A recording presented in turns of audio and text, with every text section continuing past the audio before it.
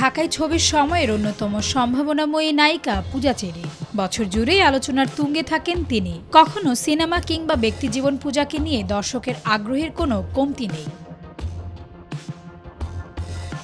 কদিন আগে একটি প্রসাধনী প্রতিষ্ঠানের শুভেচ্ছা দূত হিসেবে ইভেন্টে যোগ দেন পূজা। সেখানে পূজাকে আগের চেয়ে পরিণত বয়সের মনে হচ্ছে। এরপর থেকে নতুনভাবে আলোচনায় তিনি। পোড়ামন 2 খ্যাত নায়িকাকে নিয়ে নেটিজেনদের ভাষ্য, প্লাস্টিক সার্জারি করেছেন পূজা চেরি। এবার প্লাস্টিক সার্জারি নিয়ে মুখ খুললেন পূজা। তিনি বলেন, ফেসবুকে মানুষের মন্তব্য দেখে আমি অবাক হয়েছি। আমি সার্জারি করিনি, কারণ জেনে বুঝে কেন আমি নিজের ক্ষতি করব। এ কাজ কোনো দিনই করতে চাই না আমি।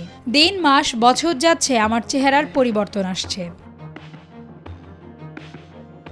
পূজা এও বলেন, ছোটবেলায় আমার ভরাট মুখমণ্ডল ছিল, এখন তো আর থাকবে না। 16-17 বছর বয়সে আমার চেহারার বালিকা যে ব্যাপারটা ছিল, এখন তো আর সেটি থাকার কথা না। তাসনুভা ঐশী, ডেস্ক রিপোর্ট, ভোরের পাতা।